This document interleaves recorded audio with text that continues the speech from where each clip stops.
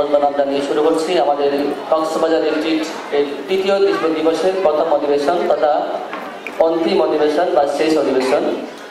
এই প্রথম অধিবেশনের পরপরেই সকাল দুপুর 12টার সময় যে সমস্ত ভক্তবৃন্দরা মাতৃমণ্ডলের দীক্ষার ক্যান্ডিডেট আছেন তাদের জন্য দীক্ষার সব আয়োজন করা হয়েছে হোটেল লাবণী প্রাঙ্গণে। ঠিক 1টার সময় থেকে দীক্ষা অনুষ্ঠান শুরু হবে। আর এরপর পরে আমাদের অধিবেশনের সমাপ্তি করবে এবং দুপুরে লাঞ্চ প্রসাদ হবে। পূজ্যপাদ ভক্তি স্বামী গুরু মহারাজ কি জগদ্গুরু শিলা প্রভুপাদ কি সমস্ত গৌর ভক্তবৃন্দ কি গৌর প্রেমানন্দ। আমাদের অনুষ্ঠানটা একটু পরিবর্তন হলো। আমি বলছি কেন আমি পরিবর্তন করলাম। আমরা কেন প্রথমে কথা ছিল যে দীক্ষা হাটহাজারীতে পুণ্ডরিক ধামে হবে, কিন্তু আমি যখন শুনলাম যে ওখানে যেতে হলে ভক্তদের রাত্রিবেলা যেতে হবে, কেন দিনের বেলা খুব ট্রাফিক থাকবে, সেই জন্য আমি আজকে সকালের অনুষ্ঠানটা করেছিলাম, বিকেলের অনুষ্ঠানে বাদ দিয়ে দিয়েছিলাম, যেহেতু ভক্তরা সব প্রসাদ পেয়ে চট্টগ্রাম এবং হাটহাজারী চলে যেতে পারে। কিন্তু আমি যখন শুনলাম যে ওরা দিনের বেলা বেরোবে না, রাত্রিবেলা বেরোবে, রাত্রিবেলা ট্রাভেল করে তারপরে সকালবেলা ওখানে পৌঁছবে, তারপরে ওখানে পুণ্ডরিক ধামে আছে, বাৎসরিক অনুষ্ঠান আছে, অভিষেক আছে, মন্দির উদ্বোধন আছে, তারপরে দীক্ষার অনুষ্ঠান হবে। তাই ভেবে দেখলাম যে যারা যাবে তাদের অনেক কষ্ট হবে ওইভাবে যেতে। তাই আমি ঠিক করলাম যে দীক্ষার অনুষ্ঠানটা এখানেই আমরা করে নেব। তাহলে লাভটা এই হবে যে দীক্ষার অনুষ্ঠানটা এখানে হয়ে যাচ্ছে, আর তাহলে আজকে রাত্রে তাড়াতাড়ি করে যেতে হবে না, কাল সকালবেলা আমরা সব বেরিয়ে পড়বো। সারা রাত এখানে থেকে, কেন ওখানে পুণ্ডরিক ধামে আরেকটা অসুবিধা হতো, এত ভক্তদের থাকার বন্দোবস্তটাও হয়তো সম্ভব হতো না। তাই জন্য আমরা ঠিক করলাম রাতটা এখানে কাটিয়ে সকালবেলা আমরা ওখানেই যাবো। ভোরবেলা আমরা 4টে সাড়ে 4টার মধ্যে বেরিয়ে পড়বো, তাহলে আমরা পুণ্ডরিক ধামে 11টার মধ্যে পৌঁছে যাবো। 11টার মধ্যে আমরা তাহলে পৌঁছে যেতে পারবো এবং 11টা সাড়ে 11টা থেকে ওখানে অনুষ্ঠান শুরু হবে। আর যারা সোজা বাড়ি ফিরে যেতে চায় এখান থেকে তারা সেটাও করতে পারে পুণ্ডরিক ধামে। তাহলে যাদের সেরকম প্রয়োজন নেই তাদের পুণ্ডরিক ধামে যাওয়ার দরকার। এই ব্যবস্থাটা ঠিক হয়েছে? আচ্ছা, অন্তত যারা দীক্ষা নেবে তাদের পক্ষে এটা অনেকটা সুবিধাজনক। আর বিমলা প্রসাদ আমরা কালকে রাত্রে 10টার সময় ঠিক করেছি, আমাদের এই প্ল্যান 9:30টার সময় প্ল্যান পরিবর্তন করেছি। আর বিমলা প্রসাদকে সারা রাত ধরে সমস্ত দীক্ষার আয়োজন করতে হয়েছে। দীক্ষার সাজ সরঞ্জাম দোকানদারদের বাড়ি থেকে তুলে এনে ওরা 2:30 পর্যন্ত, রাত্রি পর্যন্ত সংগ্রহ করেছে। তারপরে কলা গাছ, কলা ইত্যাদি সমস্ত জোগাড় হয়েছে। এটাও অত্যন্ত মুগ্ধকর। বাংলাদেশের ভক্তদের তোমাদের ঐকান্তিকতা দেখে আমি অত্যন্ত মুগ্ধ হয়েছি। তোমরা যেভাবে নিষ্ঠা সহকারে ভগবত ভক্তির অনুশীলন করছো, ভগবানের সেবায় যুক্ত হয়েছ, এটা সত্যি অত্যন্ত আনন্দদায়ক। হরে কৃষ্ণ। ওম অজ্ঞানতিমিরান্ধস্য জ্ঞানাঞ্জনশলাকয়া চক্ষুরুন্মিলিतं येन তস্मै শ্রীগুরবে নমঃ। শ্রীচৈতন্যমনোভীষ্টং স্থাপিतं येन ভূতলে स्वयं रूप कदा मह्यं ददाति स्वपदान्तिकम्। वन्दे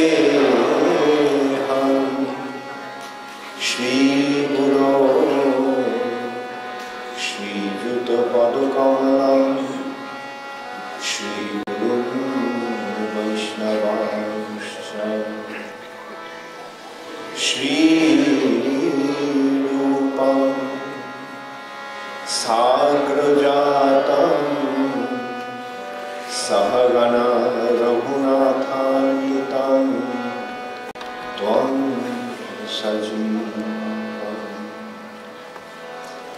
সাদ্বৈতং সাবধূতং পরিজনসহিতং কৃষ্ণ চৈতন্যদেবং শ্রী রাধা কৃষ্ণপদা সহগণা ললিতা শ্রী বিশাখান্বিতং আজানুলম্বিত ভুজো কনকাবদাত সংকীর্তনৈকপিতরো কমলায়তাক্ষো বিশ্বম্ভরো দ্বিজবরো যুগধর্মপালো বন্দে জগৎপ্রিয়করো করুণাবতারো।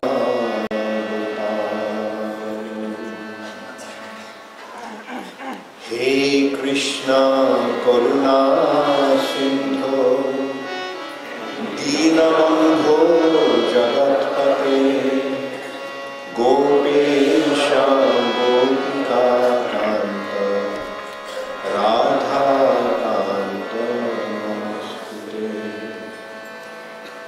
তপ্ত কাঞ্চন গৌরাঙ্গী রাধে বৃন্দাবনেশ্বরী বৃষভানুসুতে দেবী প্রণমামি হরিপ্রিয়ে।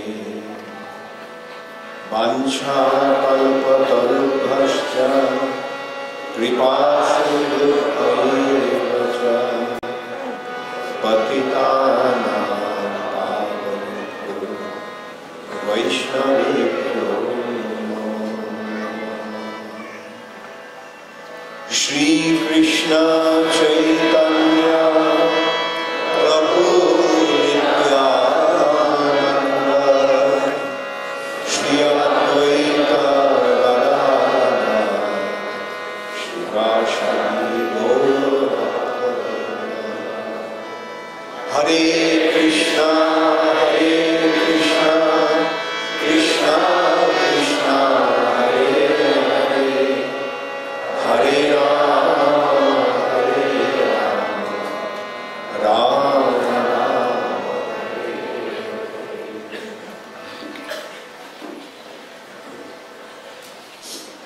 হরে কৃষ্ণ। আমরা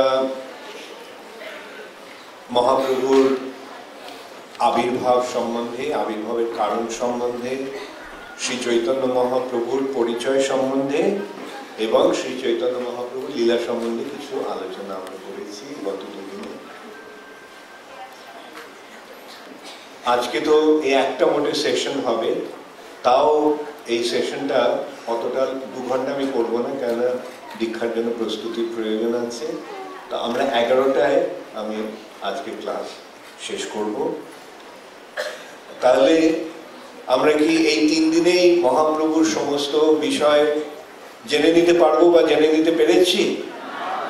তাহলে এটা কি হবে? এটা আমাদের একটা দিকদর্শন, মহাপ্রভুর শিক্ষার একটা ইঙ্গিত আমরা দিচ্ছি, যাতে তোমরা বাড়ি গিয়ে তোমরা নিজেরা মহাপ্রভুর সম্বন্ধে আলোচনা করবে, পড়াশোনা করবে এবং মহাপ্রভুর শিক্ষার অনুগমন করবে। তো নাকি এই 3 দিনেই সমাপ্ত? বাড়ি গিয়ে সব ভুলে যাবে? কে কে ভুলে যাবে? আর কার কার মনে থাকবে? খুব ভালো, ভেরি গুড। এটাই আমরা চাই, এই যে এই উদ্দেশ্য নিয়ে ইয়ে করা। সেই জন্য আমি খুব তাড়াতাড়ি করছি না, বিশেষ কিছু যদি নাও আমরা বলতে পারি তাতেও ক্ষতি নেই। তবে আজকে একটা বিষয় নিয়ে আমরা, খুব গুরুত্বপূর্ণ বিষয় নিয়ে আমরা আলোচনা করব। সেই বিষয়টা কি? সেই বিষয়টি হরিনামের মাহাত্ম্য। মহাপ্রভু কি দিয়েছেন? মহাপ্রভু কৃষ্ণ প্রেম দিয়েছেন। কৃষ্ণ প্রেম দানের ভিত্তিটা কি, মাধ্যমটা কি, কিসের মাধ্যমে শ্রী চৈতন্য মহাপ্রভু কৃষ্ণ প্রেম দান করেছেন? হরিনামের মাধ্যমে। এই নামই হচ্ছেন কৃষ্ণ, এবং এই নামের মাধ্যমে কৃষ্ণ প্রেম লাভ হবে। এইটি মহাপ্রভুর শিক্ষা। নাম নাম অকারী বহুধা, নিজ সর্বশক্তি তত্রার্পিত নিয়মিত, স্মরণেন কালা, এতাদৃশী তব কৃপা ভগবান মমাপি দুর্দৈবমিদৃশম ইহাজনী নানুরাগ। এই শ্লোকটা কার কার মনে আছে? কার কার জানা আছে? Very good. এই শিক্ষা শ্লোকের সবকটা শ্লোক কার কার জানা আছে?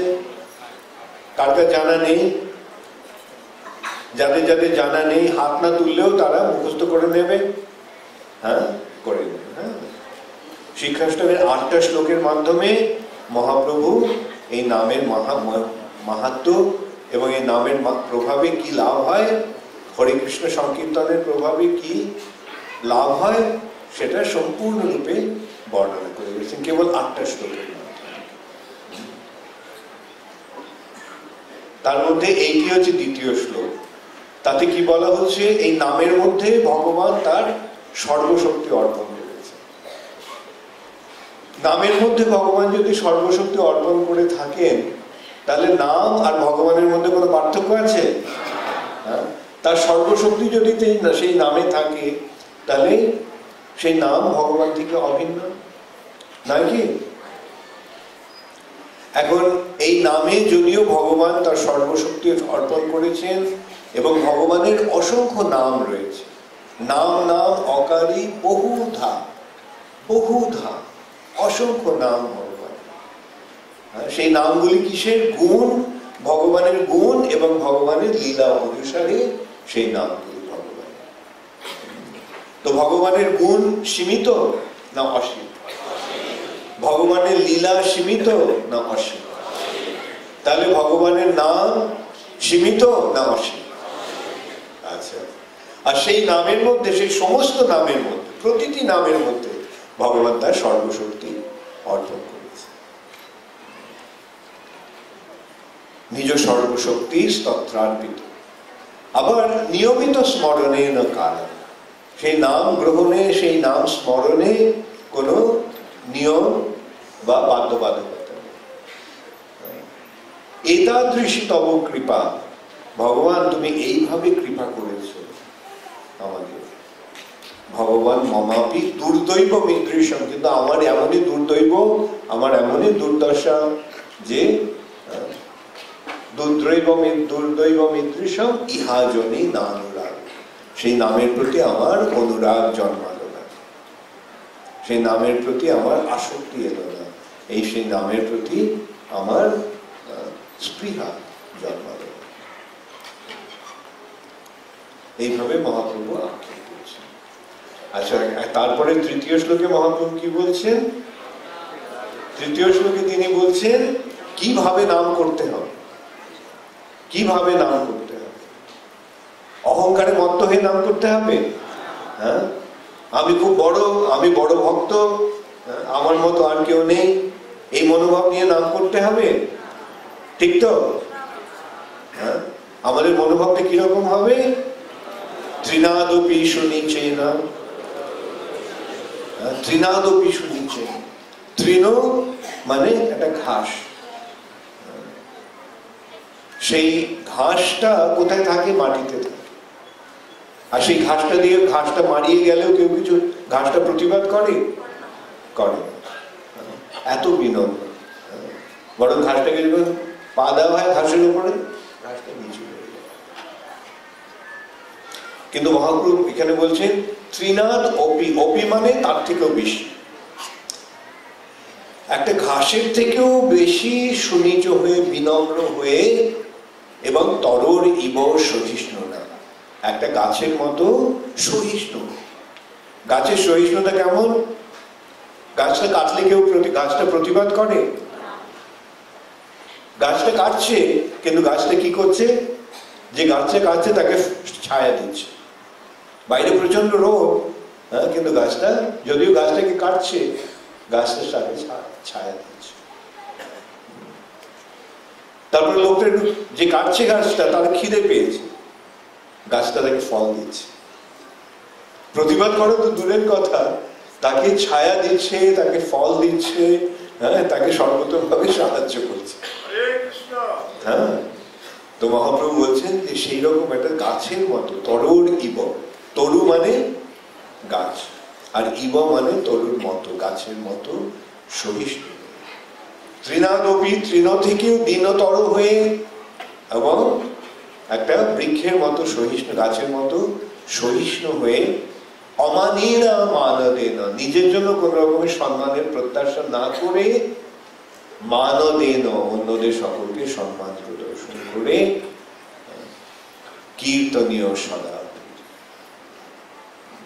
সর্বক্ষণ কীর্তনীয়, কীর্তন করা কর্তব্য।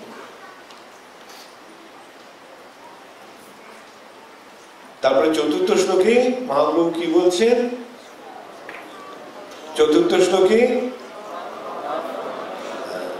ন ধনং ন জনং ন সুন্দরী। এই জড়জগতে মানুষ কি চায়? জড়জগতে মানুষ ধন চায়, নাম, জন বা সম্মান, প্রতিষ্ঠা চায়, এবং সুন্দরী, সুন্দরী রমণী সঙ্গ কামনা। কিন্তু ভক্তের মনোভাব কিরম হবে? ন ধনম, আমি ধন চাই না, ন জনম, আমি জন চাই না, বা আমি প্রতিষ্ঠা চাই না, কোনো বড় বড় পদ চাই না, আমি অনেক অনুগামী চাই না, ন জনম ন সুন্দরী, সুন্দরী রমণীর সঙ্গ চাই না। তাহলে আমি কি চাই? ভক্তের চাওয়াটা কি? মম জন্মনি জন্মনীশ্বরে, আমি যেন জন্ম জন্মান্তরে, জন্মে জন্মে আমি যেন মম জন্মনি জন্মনীশ্বরে ভবতার ভক্তির অহৈতুকী, আমি যেন তোমার শ্রীপাদ পদ্মে অহৈতুকী ভক্তি লাভ করতে পারি। এইটি হচ্ছে ভক্তের কামনা।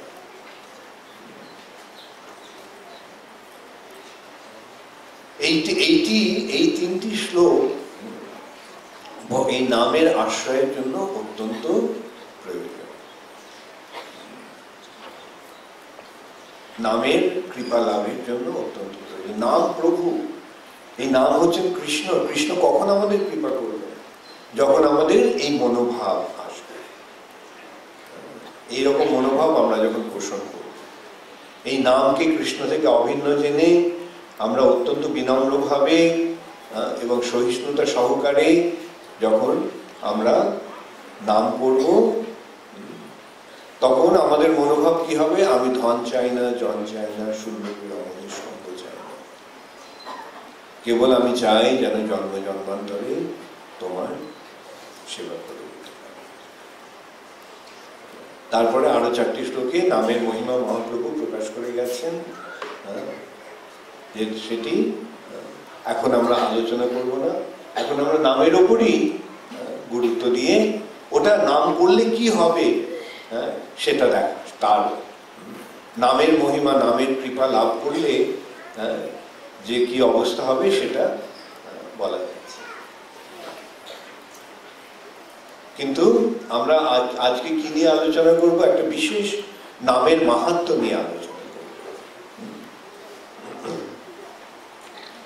ভক্তি বিনোদ ঠাকুর লিখেছেন। আচ্ছা, প্রজেকশন হচ্ছে নাকি? সুবল সরকার আসেনি? হ্যাঁ, ও তো রেডি করছে। তোমাদের এখানে আছে প্রজেক্টর? আচ্ছা, গানের বই কার কার কাছে আছে? সকলের কাছে আছে, নিয়ে এসছো তোমরা? আচ্ছা, আমাকে একটা দিও।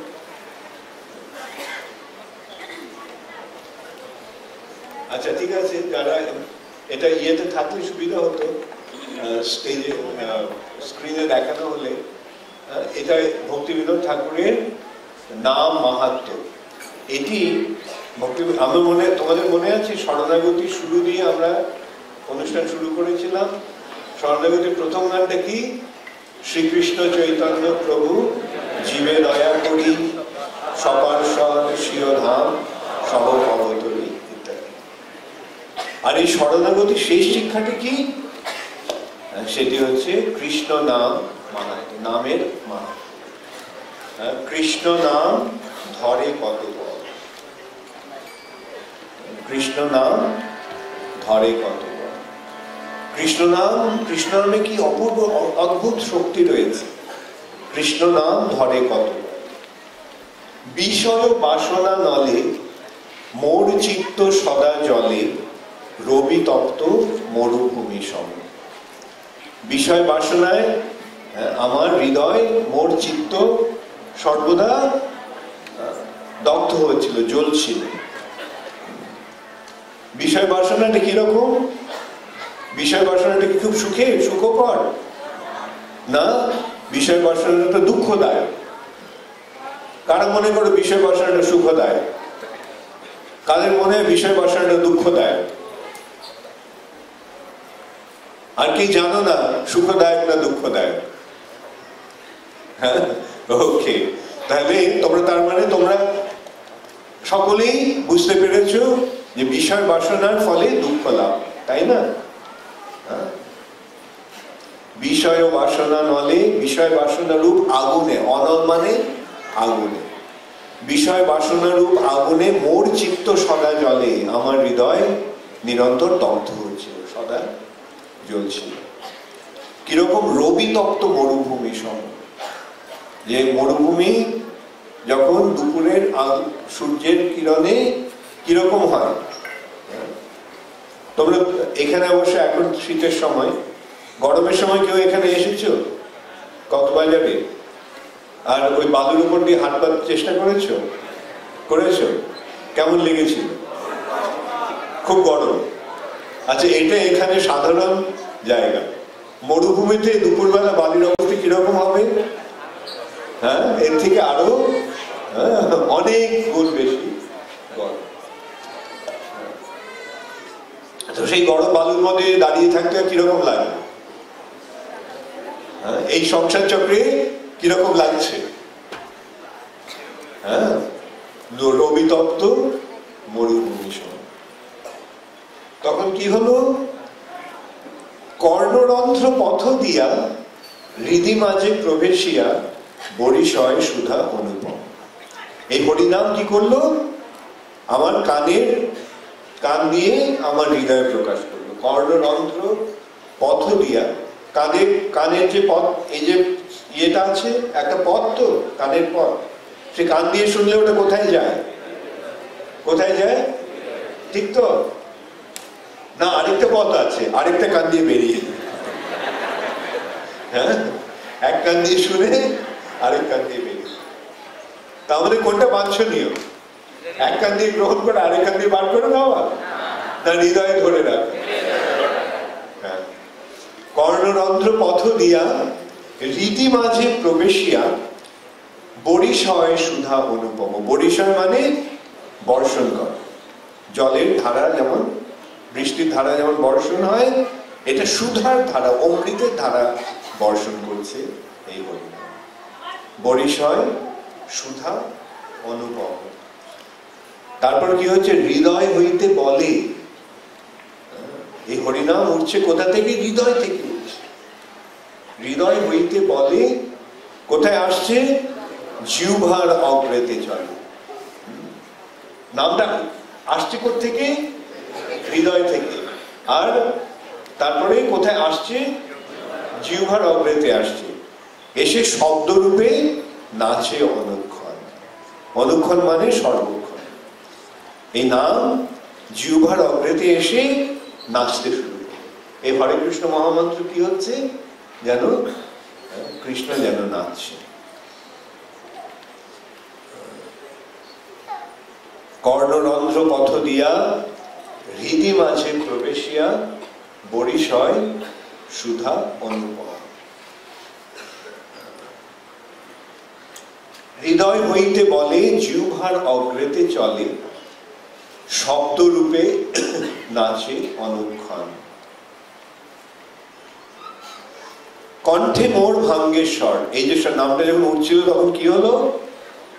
আমার কণ্ঠস্বর ভেঙে দিল, আমি আর নামটা স্পষ্টভাবে উচ্চারণ করতে পারছি না।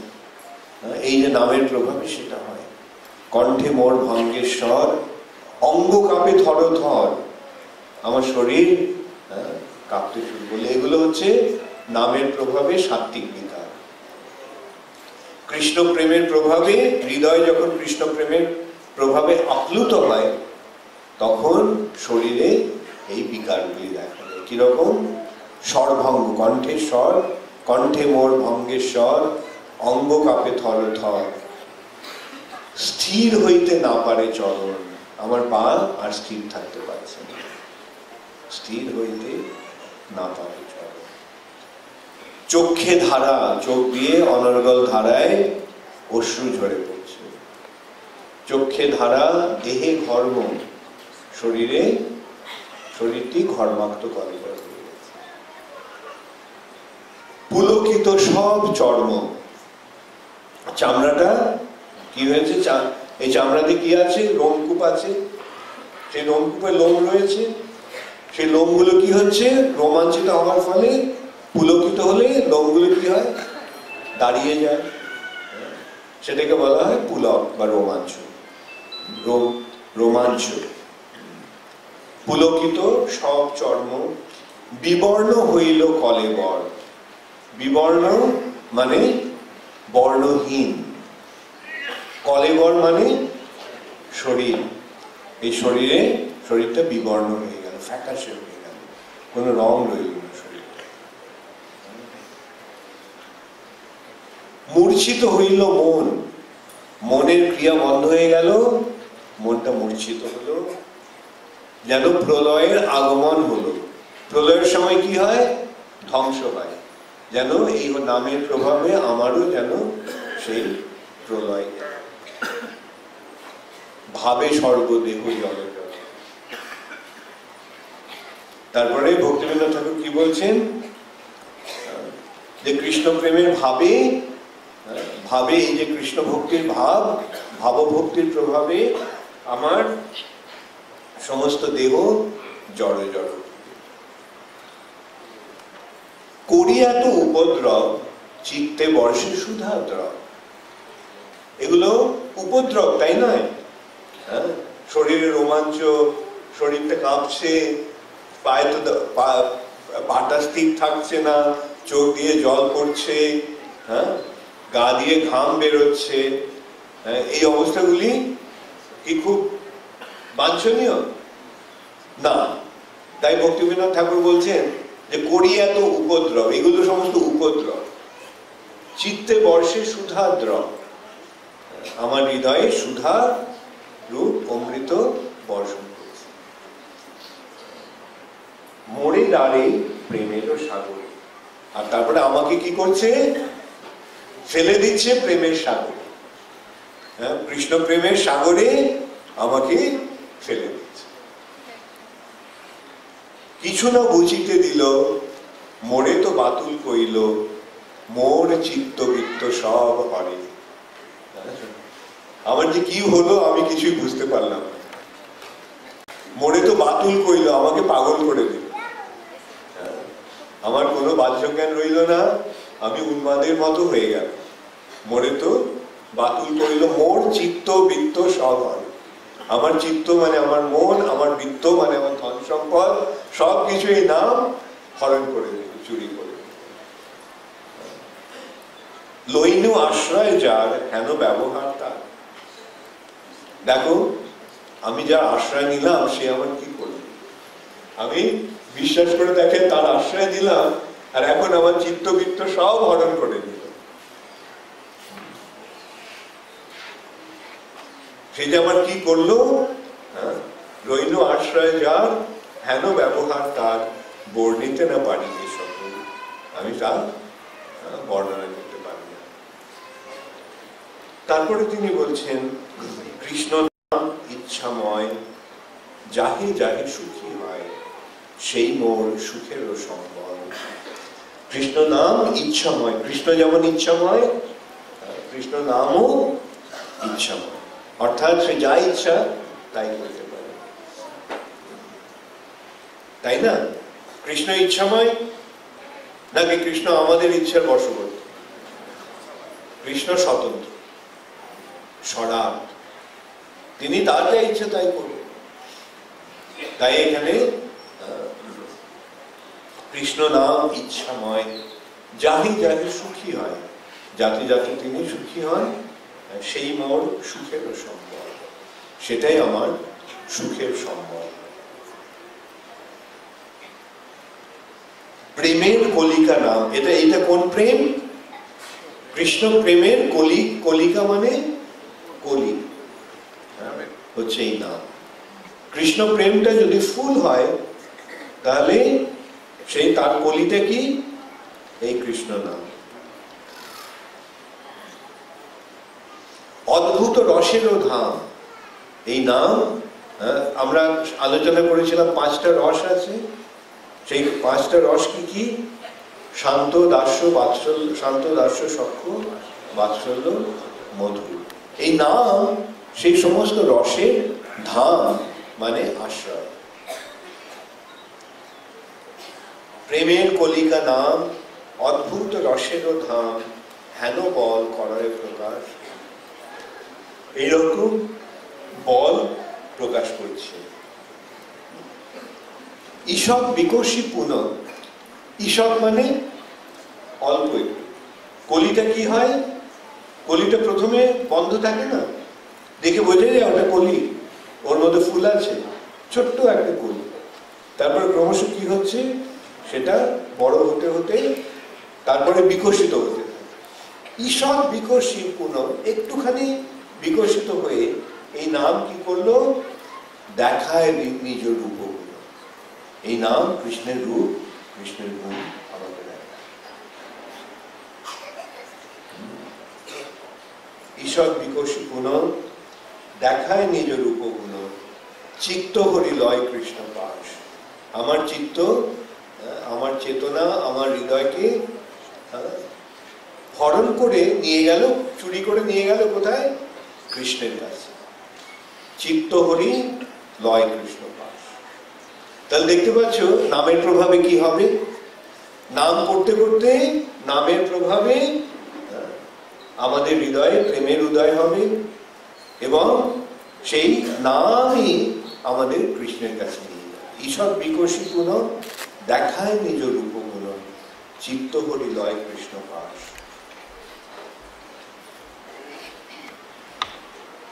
পূর্ণ বিকশিত হইয়া, আর নামটা এই প্রেমের কলিকা যখন পূর্ণ বিকশিত হলো, তখন কি হবে? ব্রজে মরে যায় লইয়া, আমাকে নিয়ে যাবে কোথায়? ব্রজে, বৃন্দাবন। দেখায় মোরে স্বরূপ বিলাস। বৃন্দাবনে কি হচ্ছে? বৃন্দাবনে কৃষ্ণ তার লীলা বিলাস করছেন। এই নাম ব্রজে কৃষ্ণের স্বরূপ বিলাস আমাদের দেখাচ্ছে। দেখায় মোরে স্বরূপ বিলাস।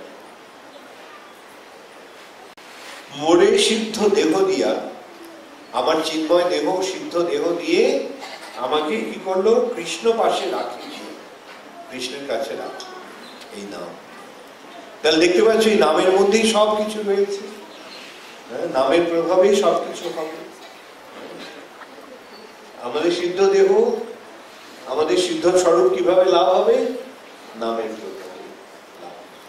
মোরে সিদ্ধ দেহ দিয়া কৃষ্ণ পাশে রাখে গিয়া, এই দেহের করে সর্বনাশ। আর এই দেহটা কি হলো? এই দেহটা একটু সাজিয়ে গুজিয়ে কৃষ্ণের কাছে নিয়ে যাওয়া হবে না, এই দেহের সর্বনাশ করে দিল না। এই দেহের করে সর্বদা। কৃষ্ণ নাম চিন্তামণি, অখিল রসের খনি, নিত্য মুক্ত শুদ্ধ রসময়। কৃষ্ণ নাম হচ্ছে চিন্তামণি, আর সেই চিন্তামণি স্বরূপ কৃষ্ণ নাম অখিল রসের খনি, অখিল রসামৃত। এই অখিল রস মানে ভগবানের সঙ্গে সম্পর্ক স্থাপনের যতগুলি সম্ভাবনা আছে, সেই সমস্ত সম্ভাবনার উৎস হচ্ছে এই নাম। এবং এই নাম নিত্য মুক্ত শুদ্ধ কলেবর, নিত্য মুক্ত শুদ্ধ রসময়। নামের বালাই যত সব লয়ে হই নত। নামের যত বালাই আছে, নামের যত রকম প্রতিশ্রুতি আছে, নামের যতগুলি কৃপা রয়েছে, গুণ রয়েছে, সে সব নিয়ে আমি যেন হত হই, তাহলেই কেবল আমার সুখের উদয় হবে, তবে মোর সুখের উদয়। তাহলে দেখতে পাচ্ছি একটা কবিতার মাধ্যমে ভক্তিবিনোদ ঠাকুর নাম মাহাত্ম্য বর্ণনা করে। আর নামের মাহাত্ম্য বুঝতে পারলে এখানে এই নামের প্রভাবে কি হবে, সব কিছু লাভ।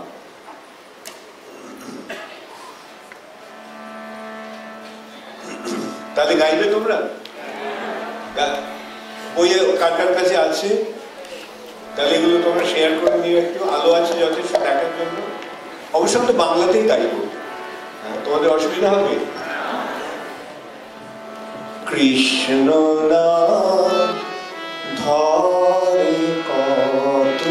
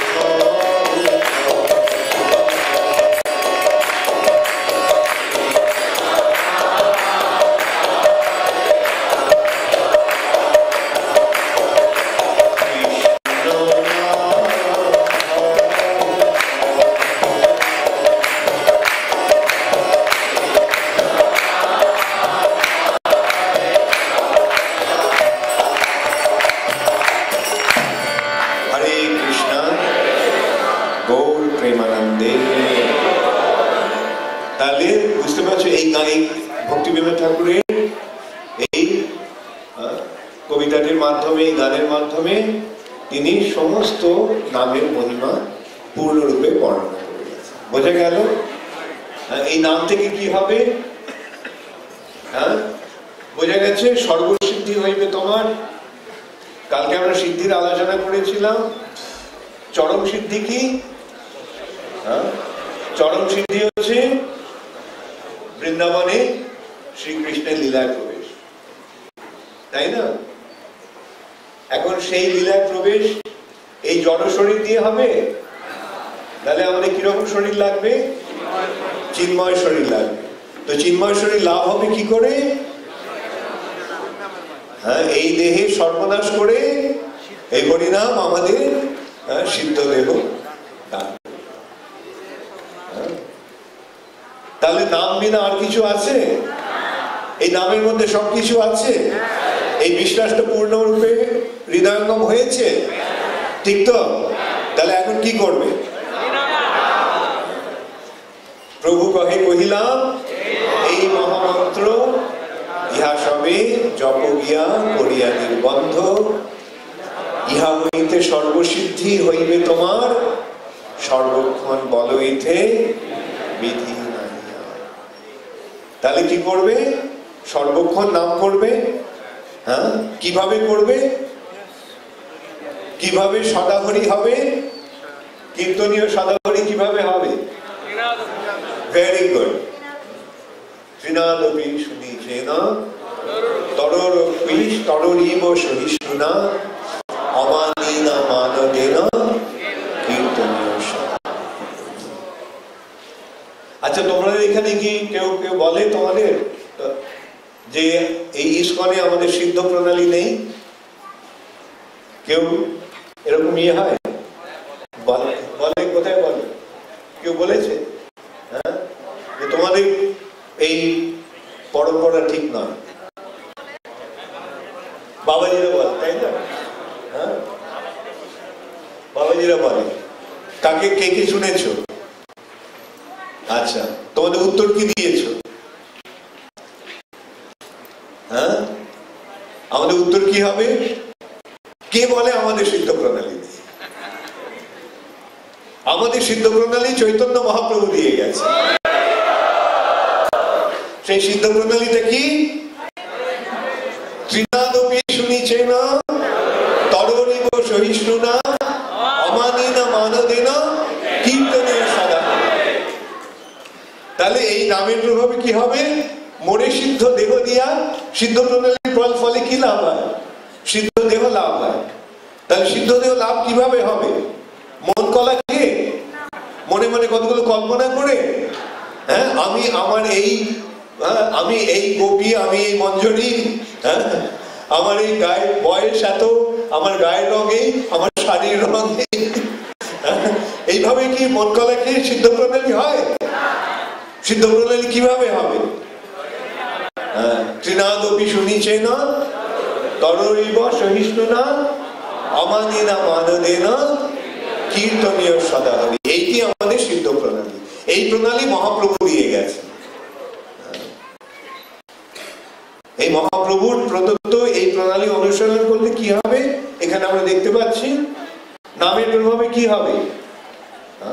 মোরে সিদ্ধ দেহ দিয়া পূর্ণ বিকশিত হইয়া ব্রজে মোরে যায় লইয়া দেখায় মোরে স্বরূপ অভিলাষ। কৃষ্ণের স্বরূপ লীলা, কৃষ্ণ লীলা আমাকে দেখাবে না। ঈশ্বর বিকশিত গুণ দেখায় নিজ রূপগুণ, চিত্ত হরি লয় কৃষ্ণ দাস। ঈশ্বর বিকশিত একটুখানি খুলে, পাপড়িটা কলিটা যখন একটুখানি খুলবে তখন কৃষ্ণের রূপ গুণ আমাকে দেখাবে। এই নাম, এই নামের মধ্যেই রয়েছে কৃষ্ণের রূপ। নাম রূপ, নামের মধ্যেই কৃষ্ণের রূপ রয়েছে, গুণ রয়েছে, লীলা রয়েছে, পরিকর রয়েছে, বৈশিষ্ট্য রয়েছে, ধাম রয়েছে। মোরে সিদ্ধ দেহ, তারপরে পূর্ণ বিকশিত হইয়া ব্রজে মোরে যায় লইয়া দেখায় মোরে স্বরূপ অভিলাষ। মোরে সিদ্ধ দেহ দিয়া কৃষ্ণ পাশে রাখে গিয়া এ দেহের করে সর্বনাশ। অতএব শিল প্রভুপাদ সবকিছু দিয়ে গেছেন। যারা বলে প্রভুপাদ সবকিছু দেননি তারা মহা অপরাধী। প্রভুপাদ সবকিছু দিয়ে গেছেন, শুধু আমাদের সেটা যথাযথভাবে গ্রহণ করতে হবে। তাহলে বোঝা গেল মহাপ্রভুর আবির্ভাবের কারণ কি এবং মহাপ্রভুর শরণাগত হওয়ার উপায়টা কি, পন্থাটা কি, বোঝা গেল সকলের? আমি শুনতে পাচ্ছি না, হ্যাঁ কি জোরে বলো। আমি যে 3 দিন ধরে তোমাদেরকে শোনালাম তার ফলে কিছু লাভ হলো? খুব ভালো। এইভাবে নামাশ্রয় করি যতনে তুমি থাকো আপন কাজে। কৃষ্ণ নাম সুধা করিয়া পান, জুড়াও ভকতি বিনোদ প্রাণ, নাম বিনা কিছু নাহি কো আর, 14 ভুবন।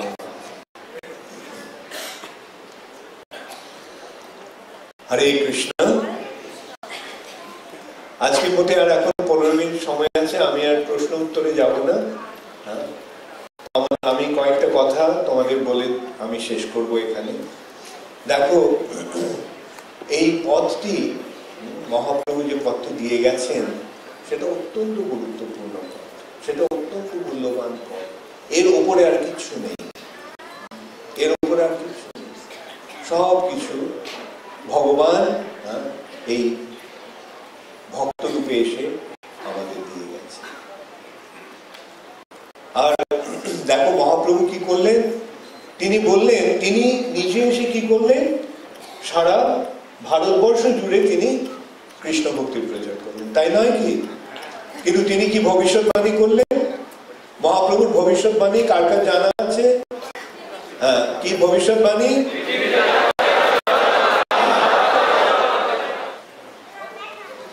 তাহলে মহাপ্রভু এই যে ভবিষ্যৎবাণী করলেন, মহাপ্রভুর ভবিষ্যৎবাণী কখনো ব্যর্থ হবে?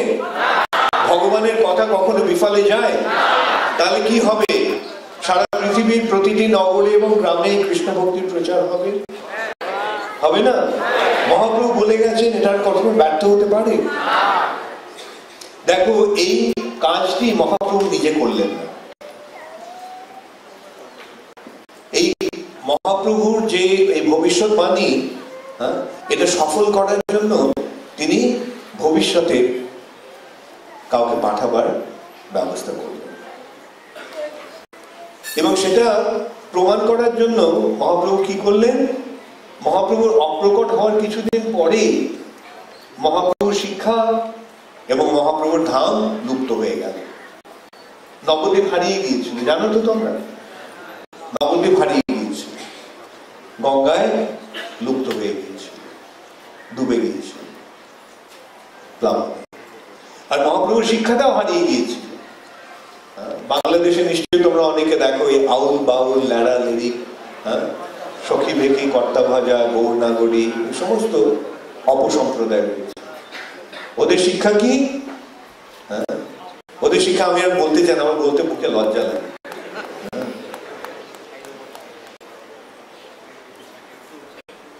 এখন এইটাই কি মহাপ্রভু? ওরা যেটা অনুসরণ করছে, ওরা যেটা মহাপ্রভুর শিক্ষা বলে প্রচার করছে, সেটা কি মহাপ্রভুর শিক্ষা?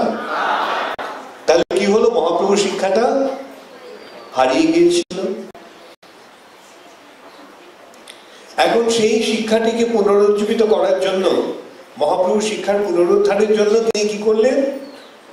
ভক্তি বিনোদ ঠাকুর পাঠালেন। মহাপ্রভুর শিক্ষা হারিয়ে গিয়েছিল এই আউল বাউল ইত্যাদি অপসম্প্রদায়ের জন্য। কিন্তু ভক্তি বিনোদ ঠাকুর কি করলেন? ভক্তি বিনোদ ঠাকুর এসে মহাপ্রভু সে নির্মল শিক্ষাটি তিনি তুলে ধরলেন সকলের কাছে। কিন্তু তিনি নিজে সেই কাজটা প্রচার করতে পারলেন না।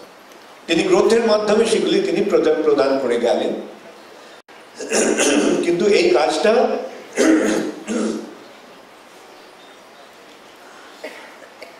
তিনি নিজে করতে পারলেন না বা নিজে করলেন না। সেই করার দায়িত্বটা তিনি কাকে দিলেন? জগন্নাথের কৃপায় তিনি যাকে পেয়েছিলেন। তিনি কে? শিল ভক্তি সিদ্ধান্ত সরস্বতী ঠাকুর। শিল ভক্তি সিদ্ধান্ত সরস্বতী ঠাকুর এসে তার সেই বাণী সারা ভারত জুড়ে প্রচার করলেন। কিন্তু দুর্ভাগ্যবশত ভক্তি সিদ্ধান্ত সরস্বতী ঠাকুরের শিক্ষা তিনি যে প্রবল ভাবে সারা ভারত জুড়ে একসময় প্রচার করেছিলেন, সেই কার্যটা স্তব্ধ হয়ে গিয়েছিল দুর্ভাগ্যবশত, তাই না? কেননা ভক্তদের মধ্যে ভক্তি সিদ্ধান্ত সরস্বতী ঠাকুরের তিরোভাবের পরে ভক্তদের মধ্যে, তার ভক্তদের মধ্যে, তার শিষ্যদের মধ্যে নানা রকম ঝগড়াঝাটি মারামারি শুরু হয়। ঝগড়াঝাটি মারামারি করলে কৃষ্ণ ভক্তির প্রচার হয়? বরং প্রচার বন্ধ হয়ে যায়। সেটা আমরা দেখতে পেয়েছিলাম। তাই মহাপ্রভু কাকে পাঠালেন? শিল প্রভুপাদকে পাঠালেন। এবং শিল প্রভুপাদ কি করলেন? তিনি 70 বছর বয়সে আমেরিকায় গিয়ে প্রচার কার্য শুরু করলেন। তিনি যখন ওখানে গিয়ে প্রচার শুরু করলেন, তিনি কিন্তু তার গুরু ভ্রাতাদের আহ্বান করেছিলেন, ডেকেছিলেন যে আসুন আমরা সকলে মিলেমিশে গুরু মহারাজের স্বপ্নটা সার্থক করি। তিনি চেয়েছিলেন সারা পৃথিবী জুড়ে কৃষ্ণ ভক্তির প্রচার হোক, কিন্তু প্রভুপাদকে কেউ সাড়া দিলেন না। তাই প্রভুপাদ এককভাবেই এই প্রচার কার্য শুরু করলেন। আর তাকে সাহায্য করার জন্য মহাপ্রভু কাদের পাঠালেন? আমেরিকার ছেলে মেয়েদের। ভারতবর্ষ থেকে প্রভুপাদ কোনো সাহায্য পেলেন, আমেরিকার ছেলে মেয়েরা শিল প্রভুপাদকে সাহায্য করতে এগিয়ে এলেন এবং তাদের দিয়ে শিল প্রভুপাদ পৃথিবীর সর্বত্র কৃষ্ণ ভক্তি প্রচার। তোমরা যারা পূর্বে যারা ছিলে তারা দেখেছো বাংলাদেশে কারা এসে প্রচার করেছিল? বাঙালিরা এসে প্রচার করেছিল না, চারুচন্দ্র প্রভু দেখেছে। তখন তো তোমরা অনেকেই ছিলে না। চারুচন্দ্র প্রভু প্রমুখ, কৃষ্ণ কীর্তন প্রভু এরা ছিলেন। বিদেশি ভক্তরা এসে এখানে প্রচার করেছে এবং তার ফলে আজকে দেখো কিরকম প্রচার। এটা তো বাংলাদেশের একটা ক্ষুদ্র অংশ যেটা আমরা দেখছি, তাই নয় কি? বাংলাদেশে কি ব্যাপকভাবে কৃষ্ণ ভক্তির প্রচার হয়েছে। তাহলে মহাপ্রভুর ভবিষ্যৎবাণী সফল হতে চলেছে। এই প্রচার কি কেবল বাংলাদেশেই হচ্ছে? এই প্রচার কি কেবল ভারতবর্ষেই হচ্ছে? এই প্রচার কি কেবল এশিয়া মহাদেশে হচ্ছে? এই প্রচার কি সারা পৃথিবী জুড়ে হচ্ছে? তাহলে মহাপ্রভুর বাণী সার্থক হতে চলেছে। কেন চলেছে? কেননা মহাপ্রভু এমন একজন ব্যক্তিকে পাঠিয়েছেন যার মাধ্যমে তিনি তার এই ভবিষ্যৎবাণী সফল করেছেন। আর সেই ভবিষ্যৎবাণী সফল করার জন্য শিল প্রভুপাদ কি করলেন? শিল প্রভুপাদ আন্তর্জাতিক কৃষ্ণ ভাবনামৃত সংঘ স্থাপন করলেন। প্রভুপাদ 70 বছর বয়সে আমেরিকায় গিয়েছিলেন। প্রভুপাদের কি খুব একটা সময় ছিল সারা পৃথিবী জুড়ে প্রচার করার? প্রভুপাদ জানতেন তার অল্প কিছুদিন সময় রয়েছে। তাই তিনি কি করলেন? তার এই যে প্রচার কার্য সেটা যাতে অব্যাহত থাকে, সেটা যাতে নিরবচ্ছিন্ন ভাবে এই প্রচারিত হতে থাকে, সেই জন্য প্রভুপাদ এই সংস্থানটি তৈরি করলেন। এবং প্রভুপাদ আমাদের কি শিক্ষা কি বলে গিয়েছিলেন জানো? আমি তোমাদের বলবো না গোপন রাখ? প্রভুপাদ আমাদের বলেছিলেন, গুরু মহারাজের অপ্রকটের পরে আমার গুরু ভাইয়েরা যে ভুলটা করেছিল সেই ভুলটা তোমরা। গুরু মহারাজ চেয়েছিলেন যে যৌথ মিলিতভাবে এই কার্যটি প্রচার কার্যটি করতে থাক, সেটা তারা করেন।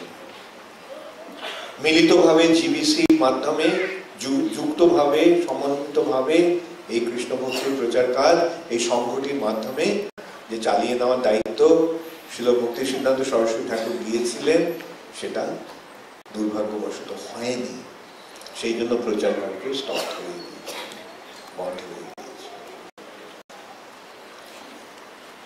ছোট ছোট কয়েকটা আশ্রম নিয়ে কয়েকটা মঠ মন্দির করে তারা তাদের ছোটখাটো প্রচার কার্য করে গেছেন ঠিকই, কিন্তু এই যে ব্যাপকভাবে যে সারা পৃথিবী জুড়ে যে প্রচার কার্য যার স্বপ্ন ছিল ভক্তি সিদ্ধান্ত সরস্বতী ঠাকুর দেখে গিয়েছিলেন, সেটা হয় না।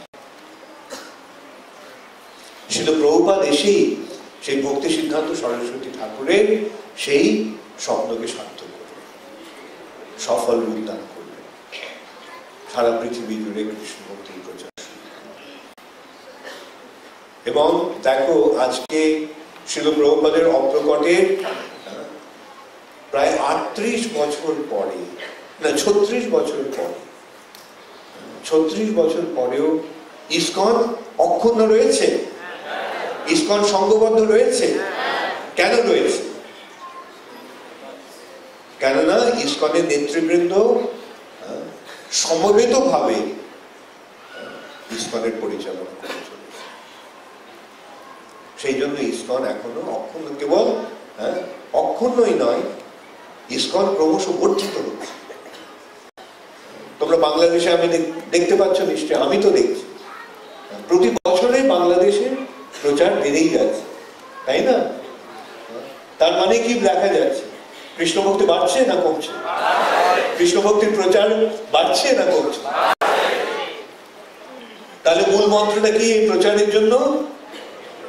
মিলিতভাবে প্রচার, নিজেদের মধ্যে কখনো কখনো দ্বন্দ্ব, কখনো বৈষম্য, কখনো কোন রকম মনোমালিন্যের সৃষ্টি করে সকলে মিলিতভাবে করো মহাপ্রভুর এই বাণী সার্থক করে এই সারা পৃথিবী জুড়ে কৃষ্ণ ভক্তির প্রচার। কেন এই কথাটা আমি বারবার বলছি? মিলিতভাবে এই কাজটি এগিয়ে নিয়ে যাও। কেন জানো তো? কেন কলি তার প্রভাব বিস্তার করে ভক্তদের মধ্যে দ্বন্দ্বের সৃষ্টি করে, ঝগড়া সৃষ্টি করে। কলি শব্দটার অর্থ কি জানো? কলি শব্দের অর্থ হচ্ছে কলহ। কলহ মানে ঝগড়া। তাহলে কলি তার প্রভাব বিস্তার করে কিভাবে? ঝগড়াঝাটির মাধ্যমে। আজকে আমরা দেখতে পাচ্ছি না সর্বত্রই ঝগড়াঝাটি হচ্ছে। তাতে কি বুঝতে পারছি? কলির প্রভাব বাড়ছে। পরিবারগুলো ভেঙে যাচ্ছে, তাই না? এমনকি স্বামী স্ত্রীর মধ্যে বিচ্ছেদ হয়ে যাচ্ছে। ছেলে মেয়েরা বড় হয়ে মা বাবাকে বিসর্জন দিয়ে চলে যাচ্ছে অন্য জায়গায়, তাই না? এইভাবে কলির প্রভাব বিস্তার হচ্ছে, অধর্মের ব্যাপক প্রচার হচ্ছে। তো এই অধর্মের প্রচারটাকে ব্যাহত করতে হলে আমাদের কি করতে হবে? সকলে মিলেমিশে প্রচার করতে হবে। আর সেই মিলেমিশে প্রচার করতে হলে আমাদের কি মনোভাবটা পোষণ করতে হবে? Very good. তৃণাদপি সুনিচেন আর তদরূপী সহিষ্ণু যদি আমরা হই, তাহলে ঝগড়াঝাটির সম্ভাবনা থাকবে? বাংলাতে একটা কথা আছে না, এক হাতে তালি বাজে না। এই কথাটা তাৎপর্য ভেবে দেখেছো? এই একটা হাতে তালি বাজাতে চায়, একটা হাতে ঝগড়া করতে চায়, কিন্তু আরেকটা হাতে না খুঁজে পায়, ঝগড়ার সম্ভাবনা থাকবে? অর্থাৎ ঠিক আছে, আরেকটা হাত আছে, এই হাতে ঝগড়া করতে চাইছে, আর এই হাতটা যদি পিছিয়ে যায় তাহলে তালি বাজবে? অতএব ঝগড়ার যদি সম্ভাবনাও যদি থাকে, মহাপ্রভুর কথা স্মরণ করে, শিল প্রভুপাদের আদর্শ স্মরণ করে তোমরা বিনীতভাবে সেই সম্ভাবনাকে এড়িয়ে যাও। ঠিক আছে? মনে থাকবে তো? আর কি করবে? বৈষ্ণব দেখলে, বৈষ্ণব দেখলে তারা যদি উন্নত বৈষ্ণব হন, তারা যদি আমাদের থেকে, আমাদের গুরুজন হন, আমাদের থেকে বড় হন, তাহলে আমরা কি করব? তাহলে তাদের চরণে দণ্ডবত প্রণতি নিবেদন করে বলবো, প্রভু আমি আর কি করতে পারি, আপনি আমাকে পরিচালনা করুন। আর যারা আমাদের সমবয়সী সমকক্ষ তাদের কি করব? তাদের আমরা বুকে জড়িয়ে দেব, তাই না? আর যারা ছোট তাদেরও বুকে জড়িয়ে দেব, তাদেরকে আমরা আমাদের স্নেহ দান করব এবং তাদেরকে এই মহান কার্যে শ্রী চৈতন্য মহাপ্রভুর এই মহতী সেবা কার্যে আমরা তাদেরকে সাহায্য করতে চেষ্টা করি। তাহলে যে কি এক অপূর্ব সুন্দর পরিবেশের সৃষ্টি হবে সেটা আমরা কল্পনাও করতে পারি। যেখানে দেখবে ভক্তদের মধ্যে এই একটা অপূর্ব সুন্দর প্রেমের প্রীতির সম্পর্ক গড়ে উঠছে, তখন দেখবে সেখানেই কৃষ্ণ প্রেমের বন্যা বইছে। হরে কৃষ্ণ। আজকে আমি এখানেই শেষ করছি, কারণ আমি আগেই বলেছি যে দীক্ষার আয়োজন করা হচ্ছে এবং সেই দীক্ষার জন্য আমাকে প্রস্তুত হতে হবে একটু। একটা কথা মনে করিয়ে দিলেন যে পূজ্যপাদ জয় পতাকা মহারাজ বলেছেন যারা ব্রাহ্মণ দীক্ষা নেবেন তাদের ব্রাহ্মণ হতে হবে, তাই না? ব্রাহ্মণের চেয়ে গুণগুলো অর্জন করতে হবে, নাকি গুণ না নিয়ে ব্রাহ্মণ হওয়া যাবে? আর ব্রাহ্মণ হতে হলে কি করতে হবে? শাস্ত্র পাঠ করতে হবে, শাস্ত্র অধ্যয়ন করতে হবে। তাই তিনি বলেছেন যারা যারা ব্রাহ্মণ দীক্ষা নিতে চাও তাদের শ্রীমদ্ ভাগবত পাঠ করতে হবে। তো শ্রীমদ্ ভাগবতের সেট কার কার কাছে আছে? আচ্ছা, কে কে কে ব্রাহ্মণ দীক্ষা নিতে চাও? যারা যারা ব্রাহ্মণ দীক্ষা নিতে চাও, আজকে নয়,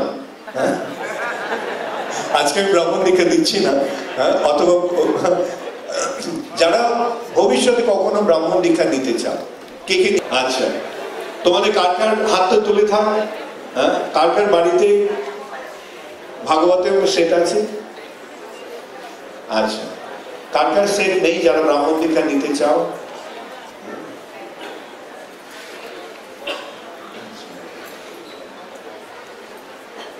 সকলেরই আছে বাড়িতে, সকল কার কার ব্রাহ্মণ ভাগবত সেট আছে? আচ্ছা, তাহলে কে কে ব্রাহ্মণ দীক্ষা নিতে চাও? কে কে ভাগবতম পাঠ করছো? কে কে ভাগবতম সেট আজকে নিতে চাও? আজকে কে কে ভাগবতম সেট নিতে চাও?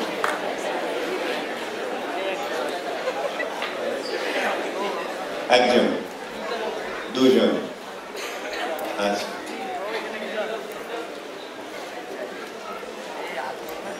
তিনজন, আচ্ছা, ঠিক আছে। তাহলে ভাগবতম সেট চারজন, মোটে বলতে চারজন। তাহলে কে যাদের যাদের বাড়িতে ভাগবতম নেই সে তাদের নেওয়া কর্তব্য। তোমরা কে কে নিতে চাও? আচ্ছা, হ্যাঁ, তোমার কে কে ভাগবতম সে নিতে চাও কিন্তু পয়সার আননি বলে নিতে চাইছো না? আচ্ছা, যদি বলা হয় যে তোমরা ইনস্টলমেন্টে নিতে পারবে তাহলে কে কে নেবে? ইনস্টলমেন্টে যদি টাকা দেওয়া হয় কে কে নেবে? হ্যাঁ, ঠিক আছে। যাদের টাকা আনুনি তারা যদি ইনস্টলমেন্টে দিয়ে নিতে চাও ভাগবতম সেট, ভাগবতম সেট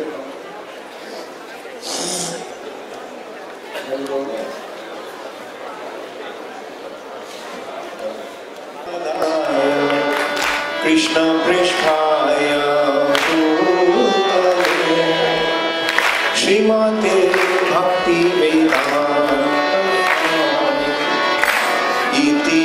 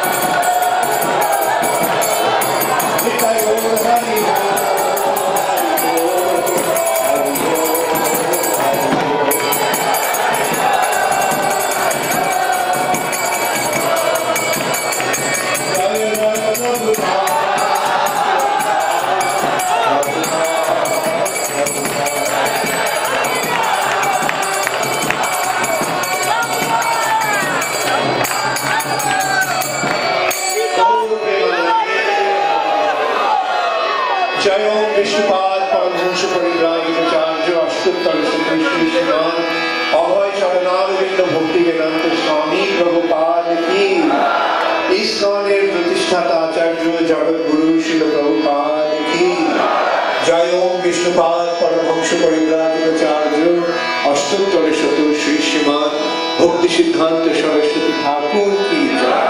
अनंत कोटि वैष्णव वृंद की जय। नामाचार्य श्रील हरिदास ठाकुर की जय। प्रेम से कहो श्री कृष्ण चैतन्य प्रभु नित्यानंद श्री अद्वैत गदाधर शिवासदि गौर भक्त वृंद की जय। श्री श्री राधा कृष्ण गोपीनाथ श्याम कुंड राधा कुंड गिरि गोवर्धन की जय। श्री वृंदावन धाम की जय। श्री मथुरा धाम की जय। श्री जगन्नाथपुरी धाम की जय। श्री मायापुर नवद्वीप धाम की जय। गंगा माई की जय। जमुना माई की जय। भक्ति देवी की जय। तुलसी महारानी की जय। हरिनाम संकीर्तन की जय। समवेत भक्त वृंद की जय। गौर प्रेमानंद